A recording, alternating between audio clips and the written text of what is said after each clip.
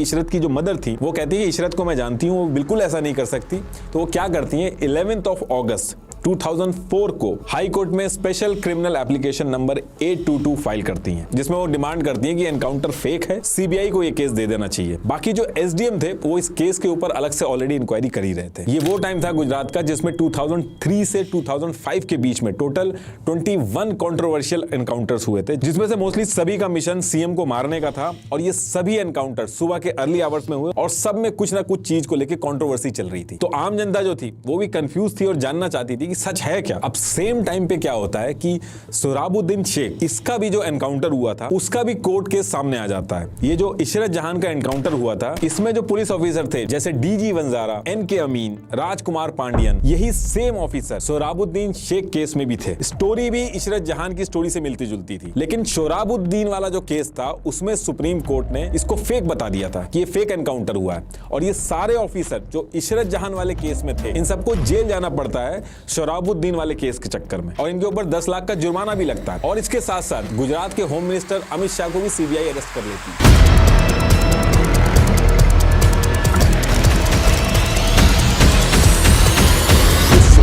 वाले केस का जो रिजल्ट आया था, जो सुप्रीम कोर्ट ने फैसला सुनाया था, इसके बाद इशरत जहान की जो मदर थी उनका क्लेम और स्ट्रांग हो जाता है कि उनकी लड़की का भी फेक एनकाउंटर किया गया है। लोगों का भी सपोर्ट इनको मिलने लगता है। देखिए, जो इशरत जहान वाला केस है, इसमें एक चीज ध्यान रखिएगा, ये जो इंसिडेंट हुआ है इसमें दो चीजें हैं। एक तो ये है कि ये जो 4 लोग आए थे, सीएम नरेंद्र मोदी को मारने आए थे और एलईटी के मेंबर थे, यानी कि लश्कर तैयबा के मेंबर थे, ये एक चीज है। लेकिन ये जो इनका एनकाउंटर हुआ है ये फेक हुआ है कि नहीं, ये एक अलग चीज है। तो दो चीजें अलग अलग हैं। तो अभी ये जो डिस्कशन चल रहा है वो ये है कि पुलिस वालों ने इनका फेक एनकाउंटर किया है या नहीं, ये चारों आए कैसे थे, ये लश्कर तैयबा के मेंबर थे या नहीं थे। अभी जो सोहराबुद्दीन वाला जो केस था, जब ये सामने आया तो लश्कर तैयबा ने जो पहले अपना स्टेटमेंट दिया था कि इशरत जहान शहीद है, वो उसकी मेंबर है, वो अपनी बात से पीछे हट जाते हैं। लश्कर तैयबा, इशरत की फैमिली और इंडियन मुस्लिम से इशरत जहान को लश्कर तैयबा का ऑपरेटिव बताने के लिए माफी मांगते हैं कि उन्होंने गलती से बोल दिया था, उनको ऐसा नहीं बोलना चाहिए था। और ये चीज बोल के लश्कर तैयबा ने अपना जो क्लेम था उसको वापस ले लिया और बता दिया कि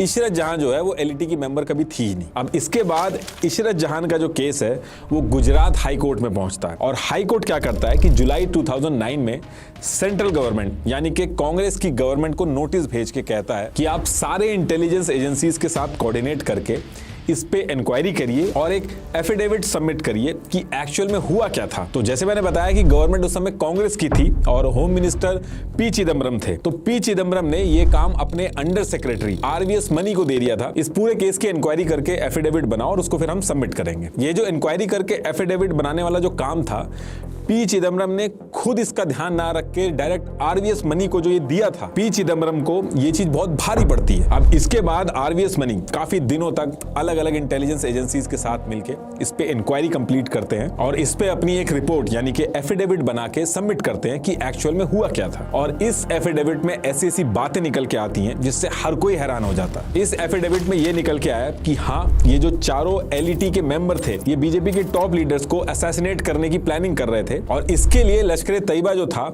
वो कुछ आतंकियों को तैयार करके गुजरात में भेज रहा था। और इस रिपोर्ट में, ये जो आरवीएस मनी की जो रिपोर्ट थी, इसमें जावेद और इशरत को भी लश्कर तैयबा का ऑपरेटिव बता दिया गया। इस एफिडेविट को बनाते हुए आरवीएस मनी जब मिनिस्ट्री ऑफ होम अफेयर के रिकॉर्ड से जावेद की डिटेल्स निकाली तो पता चला कि ईयर 1992 से 1998 तक जावेद ने स्मगलिंग और फेक करेंसी का रैकेट चलाया था, जिसको लेके इसके ऊपर महाराष्ट्र के थाने डिस्ट्रिक्ट में क्रिमिनल केस रजिस्टर्ड है। इसके साथ साथ जावेद ने 2 नाम से पासपोर्ट बनवा रखे थे।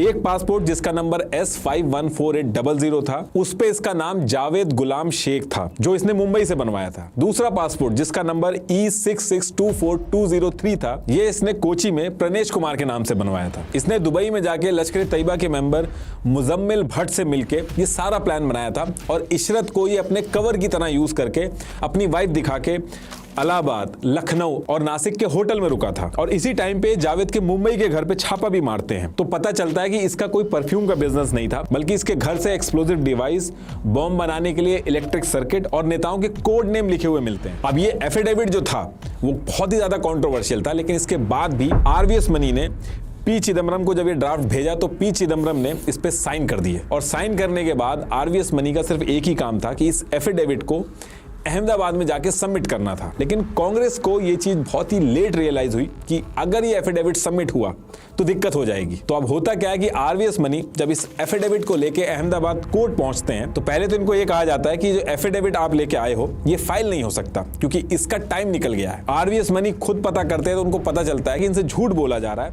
अभी भी टाइम है और 4 बजे तक इसको फाइल किया जा सकता है। फिर आरवीएस मनी अंदर जाके ऑफिसर से मिलते हैं तो वो ऑफिसर कहता है कि इस एफिडेविट को फाइल करने की जरूरत नहीं है, होम मिनिस्ट्री से ऑर्डर आ गया और इसको फाइल नहीं करना। अब आरवीएस मनी को ये सारी चीजें देख के थोड़ा डाउट होता है तो ये कहते हैं कि मेरे पास कोई रिटर्न ऑर्डर नहीं है, आप इसको फाइल करो। वहीं दूसरी तरफ कुछ लोग जिनके ऊपर केस चल रहा था वो ये चाहते थे कि आरवीएस मनी कैसे भी करके ये एफिडेविट फाइल कर दें। और ऐसा मैं इसलिए कह रहा हूं क्योंकि जब ये एफिडेविट फाइल करना होता है तो उसके लिए एक एडवोकेट की भी जरूरत होती है। तो आरवीएस मनी के साथ एडवोकेट अभिचंदानी थे जो ये सब फाइल करवा रहे थे। और उसी टाइम पे एक फोन रिकॉर्डिंग लीक हो जाती है जो जीएल सिंघल और पीपी पांडे की फोन कॉन्वर्सेशन थी, जिसमें पीपी पांडे कहते हैं कि कैसे भी करके अगर अभिचंदानी ने आरवीएस मनी के साथ ये एफिडेविट फाइल करा दिया तो अभिचंदानी को हाई कोर्ट का जज बनाएंगे। तो जैसे तैसे करके इस एफिडेविट को फाइल तो करा दिया जाता है। लेकिन इस चीज से सेंट्रल गवर्नमेंट खुश नहीं थी क्योंकि वो नहीं चाहती थी कि ये फाइल हो। वहीं गुजरात गवर्नमेंट के जो लोग थे वो चाहते थे ये कैसे भी करके फाइल हो जाए। और जब ये एफिडेविट फाइल हो गया था उसके बाद जितनी बार भी कांग्रेस ने बोला कि गुजरात के अंदर फेक काउंटर करवा रही है वहां की गवर्नमेंट, तो बीजेपी ने भी उसके काउंटर में यही एफिडेविट का हवाला दिया कि आपने खुद इतनी सारी इन्वेस्टिगेशन करके इंक्वायरी करके एफिडेविट बनाया और कोर्ट में सबमिट किया है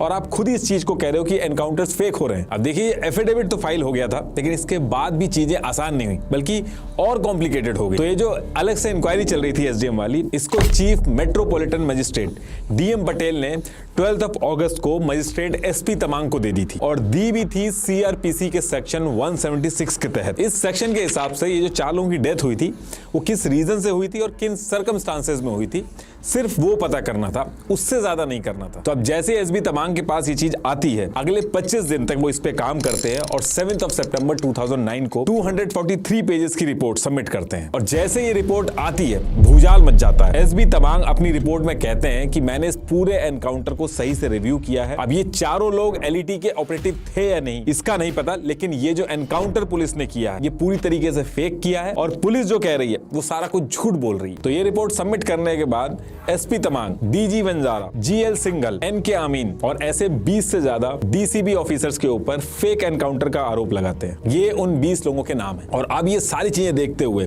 गुजरात गवर्नमेंट और गुजरात पुलिस की नींद उड़ जाती है। गुजरात गवर्नमेंट 2 दिन के अंदर गुजरात हाई कोर्ट में पिटीशन डाल के कहती है कि ये जो एसपी तमांग ने इतनी रिपोर्ट बना के सबमिट करी है ये इनके एरिया ऑफ वर्किंग के बाहर है। एसपी तमांग को सेक्शन 176 के अंदर इंक्वायरी करने के लिए दी गई थी जिसमें इन्हें सिर्फ डेथ का रीजन पता करना था, लेकिन इन्होंने अपने ज्यूरिडिक्शन एरिया से बाहर जाके काम करा और ये अनकॉन्स्टिट्यूशनल है। तो फिर आगे चल के कोर्ट को भी इस चीज को मानना पड़ता है और फिर ये रिपोर्ट की बात जो है वो धीरे धीरे खत्म होती है। अब जब ये एसपी तमांग की रिपोर्ट बाहर आई तो गुजरात गवर्नमेंट और पुलिस को भी बहुत क्रिटिसाइज करा जाने लगा। और फिर इसी टाइम पे कांग्रेस ने क्या किया कि 29 सितंबर 2009 को गुजरात हाई कोर्ट में सेकंड एफिडेविट सबमिट कर दिया। कांग्रेस ने कहा कि पहले जो एफिडेविट सबमिट किया गया था तब तक एसपी तमांग की रिपोर्ट नहीं आई थी, लिमिटेड इंफॉर्मेशन के बेसिस पे वो एफिडेविट बनाया गया था। ये जो दूसरा एफिडेविट ये लोग सबमिट कर रहे हैं ये सही वाला है। इन्होंने अपने सेकंड एफिडेविट के 6th पॉइंट पे ये चीज मेंशन भी की है। अब ये जो दूसरा एफिडेविट इन्होंने सबमिट किया था इशरत जहान को जो लश्कर-ए-तैयबा का ऑपरेटिव बताने वाली लाइन थी उसको चेंज कर दिया था।